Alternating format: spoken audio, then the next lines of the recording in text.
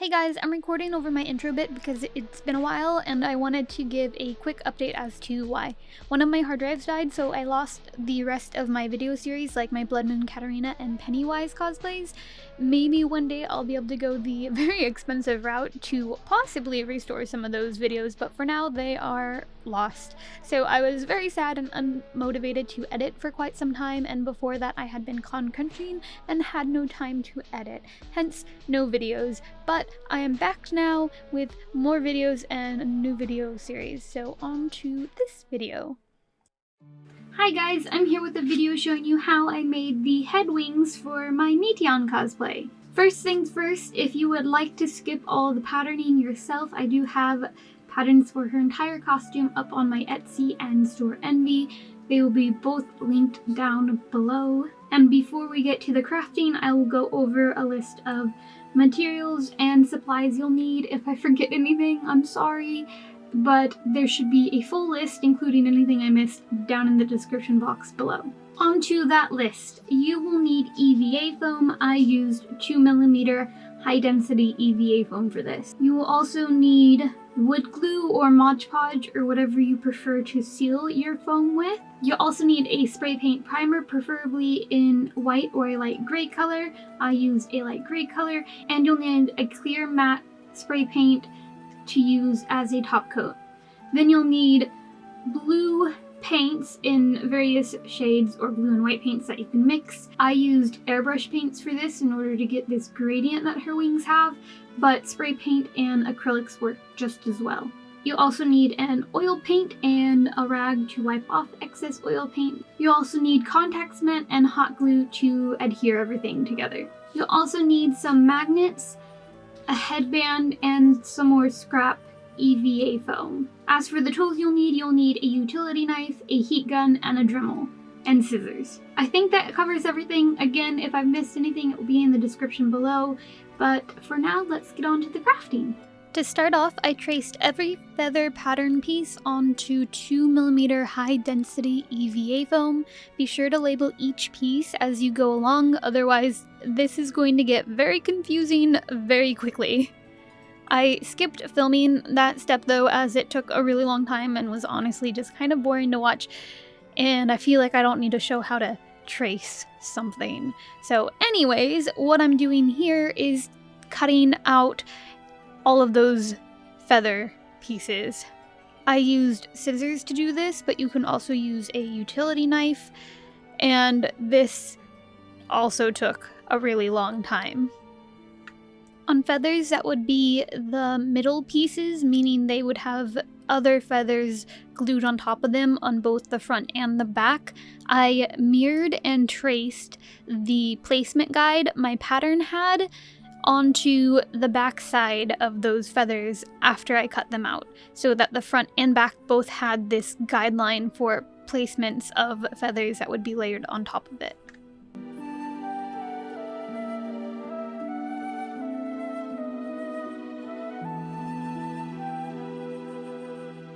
Once all of the pieces were cut out, I used a utility knife to score each feather with tiny little lines to mimic a feather-like texture.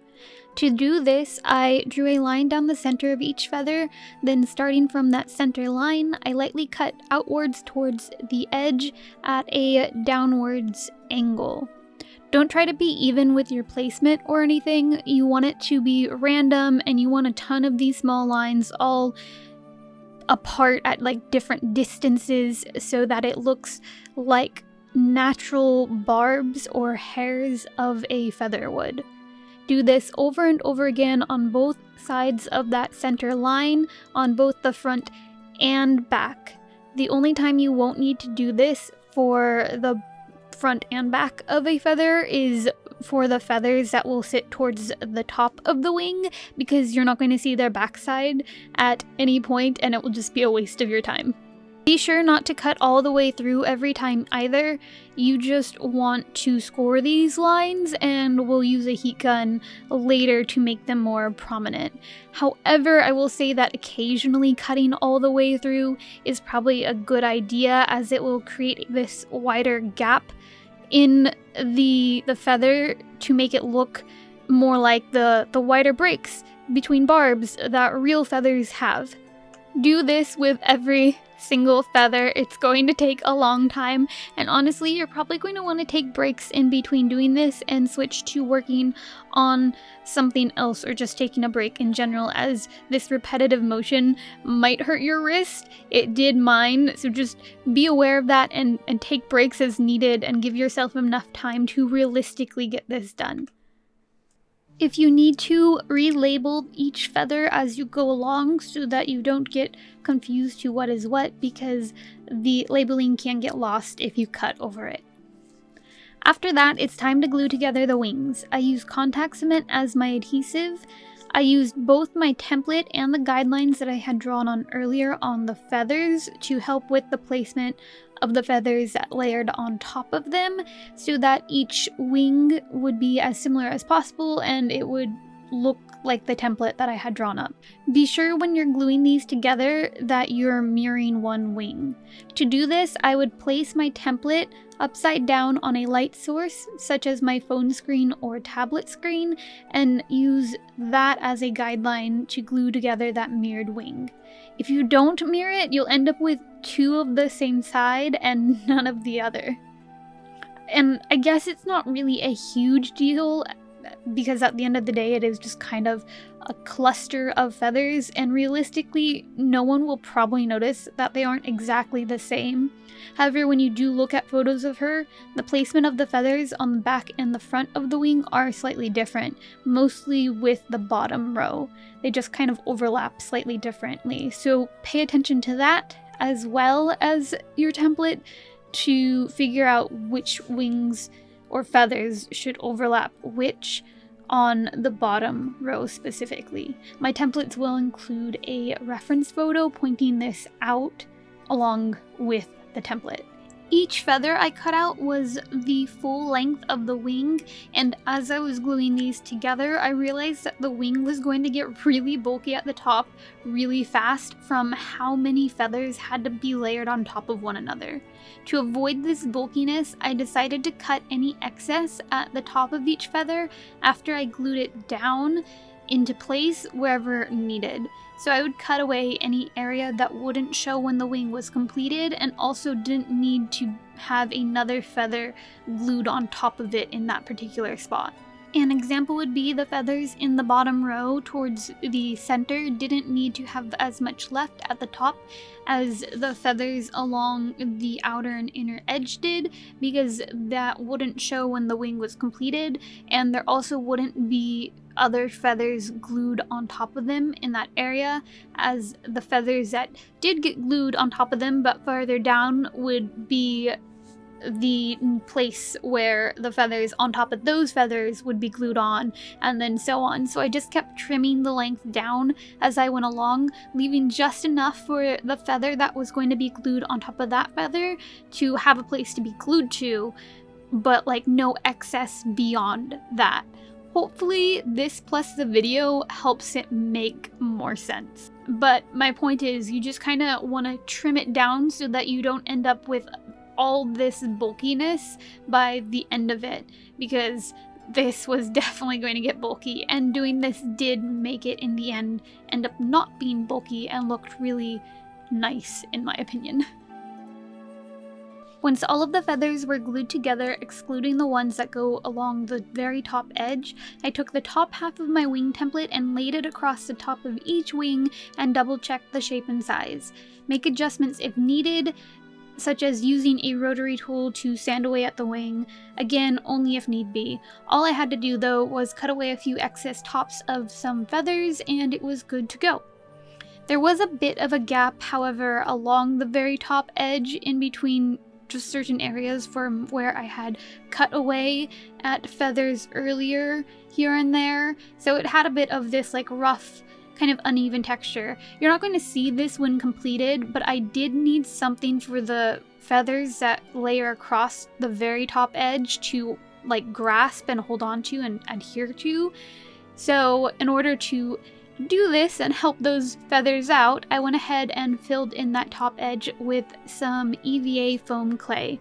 I just filled it in wherever there were some bigger gaps so that, again, the feathers that had to be glued there would have something to adhere to, and I left the clay to dry overnight. I also filled in the side that is the inner edge, or the area that will sit against the headband, because I needed to make sure that was like nice and smooth and flat, since it had to be connected to a headband and sit flat against my head. It needed a bunch of space for adhesives, basically. However, I do recommend taking a rotary tool and sanding that area out to curve it to the shape of your head or the headband that you'll be using for this. I ended up having to sand quite a bit away to get that nice curved shape so that it would sit against my head correctly, and I'm pretty sure that I ended up sanding away most of the EVA foam clay that I filled in that area, so I recommend doing the sanding first to curve it to your head shape, and then filling in with EVA foam if need be. And by EVA foam, I meant EVA foam clay.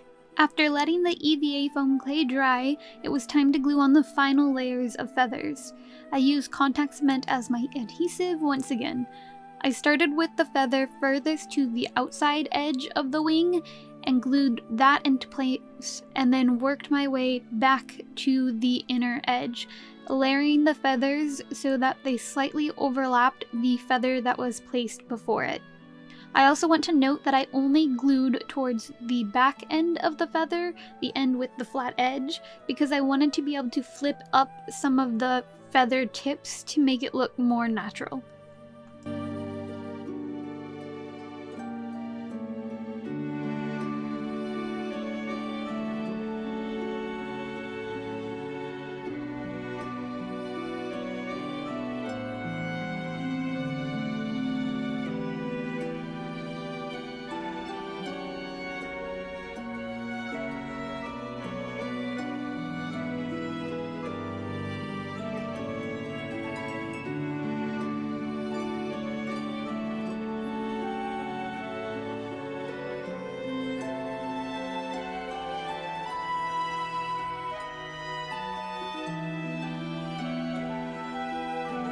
Now that the feathers are glued together, it's time to open up those lines that we cut into them earlier using a heat gun.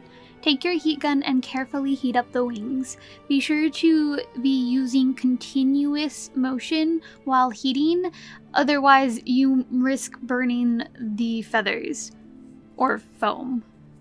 You should start to see the lines opening up and getting wider. Every now and then you'll probably also need to press some feathers back down into place, because this will loosen up the glue a bit, but don't worry, because once it's cooled and after you've pressed it down into place, they'll be stuck together like they were before.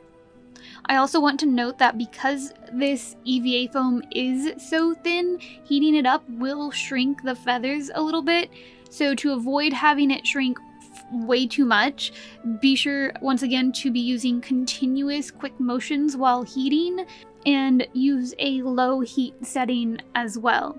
Also stop shortly after the lines have opened up. They're only ever going to get so wide, so heating past that point to try to make them wider will only shrink the foam and even melt the foam.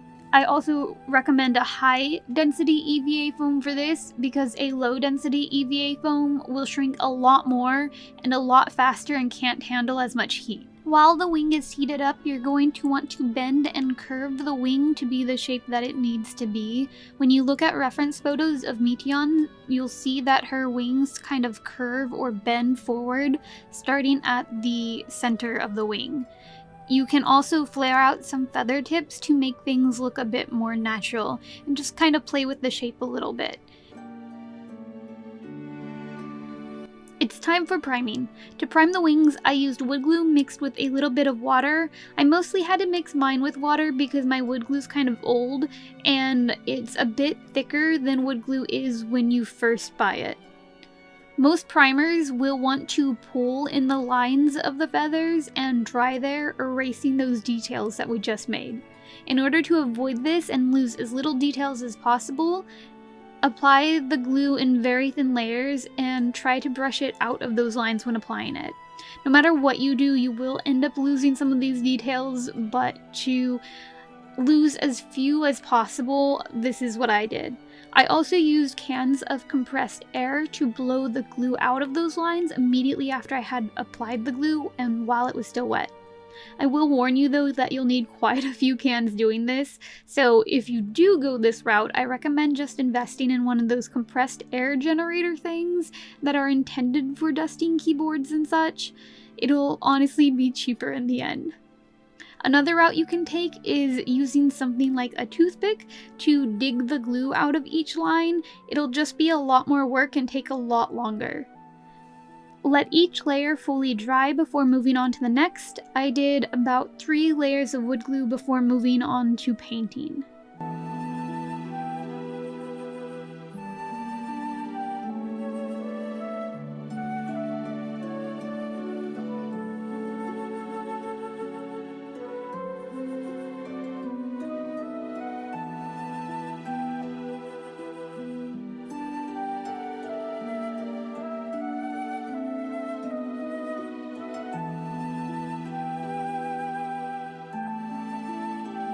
After that, I applied a light gray spray paint primer, let that dry, and then applied a coat of blue spray paint.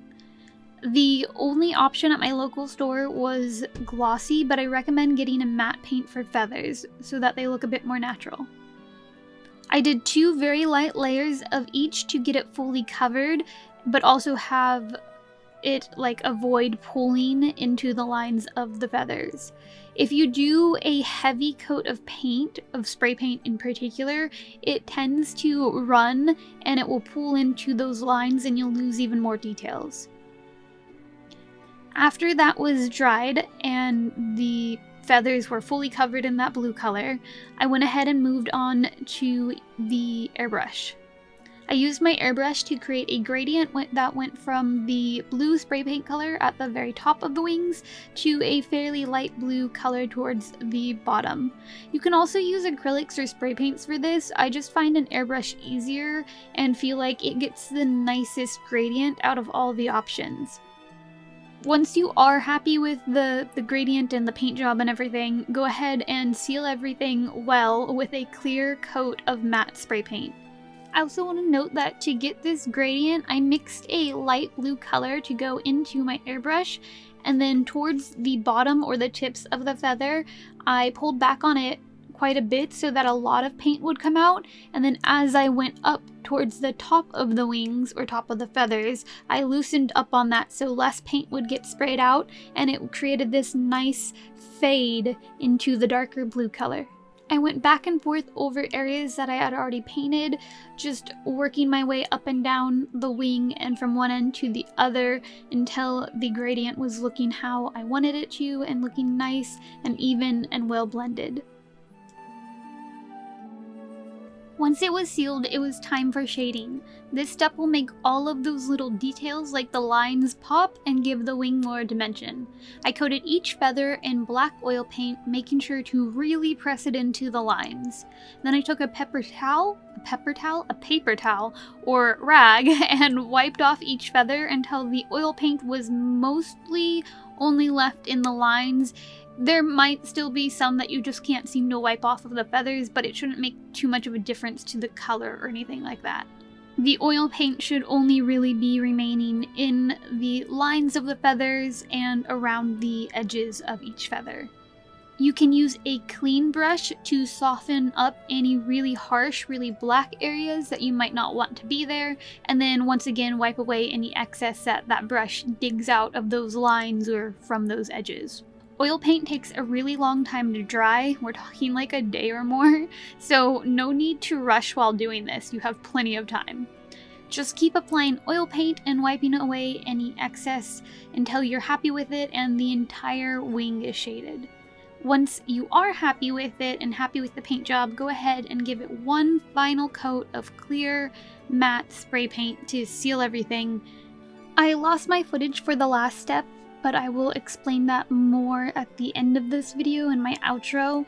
However, to just quickly go over it, after this was all sealed and done, I went ahead and glued 2 magnets onto the inner side of both wings, and then 2 to a headband where I wanted the wings to rest against, and then used an EVA foam scrap piece of 2mm EVA foam as a spacer. Like, I wrapped the magnets that were against the headband in this 2mm EVA foam to better secure the magnets to the headband, as well as act as a spacer, because the magnets I used are very, very strong magnets. I don't remember exactly what they're called, but they're like the earth magnets that have like N followed by a number after them. It was like N50 something, but you'll hear and see more about it in just a moment.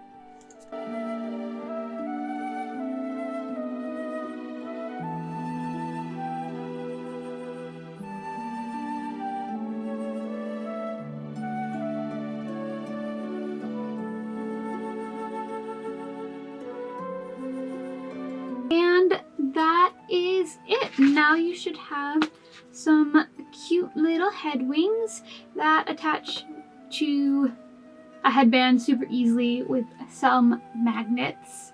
Really quickly, I just wanted to talk more about how I attached these to the headband. What I did first was secure magnets to both of the wings in 2 spots. This way it doesn't swivel at all. I let that dry to make sure that it would stay really secure. Then I placed a piece of 2mm EVA foam in between the magnets already attached to the wings and their like matching half. So they were stuck together like this, just without the headband part here, but the foam piece was in between them. After that, I slathered the whole top side, so on top of the magnets on the side that would attach to the headband, and the inside, or what would become the inside of the EVA foam, that was all slathered in contact cement. And then I also slathered the headband in this area in contact cement as well, and set it aside to let it get tacky according to the directions. Then I put the headband on my head, keeping my hair mostly out of the way so that my hair didn't get stuck. I held up the wings to my head, so it has these magnets, the EVA foam, and then the other side of the magnets. And I figured out where I wanted it, like position-wise, and I stuck it on to the headband and then held it there for a little bit. And then I lined up the other side with the magnets glued to this, the EVA foam here, and then the other half of the magnets, and did the same thing so that they lined up and they were in a pretty even position across my head. And then I took it off and I covered more of the inside of the headband with contact cement, and then pressed over the EVA foam to really secure these magnets into place. So all of the EVA foam was now like pressed down and secured, and then I globbed a bunch of hot glue around it as well because I didn't want it to come off. And once that was fully dry, I then removed the wings from the headband. I did it that way because if you try to do it while they're still wet and you don't really secure these magnets down like really well, the magnets will just tear off of the headband with the wings and they're not going to stick. Like every time you try to take the wings off, they'll just rip off all together in one. That is also why you need a piece of EVA foam in between them, because they're very, very strong, and when they touch directly, they're really hard to get apart, and they're a lot stronger than the adhesive is. So yeah, so that is how I made the wings for her. Hopefully you guys found this video helpful, and I explained everything pretty well. Thanks for watching, guys. Have a lovely day, and bye!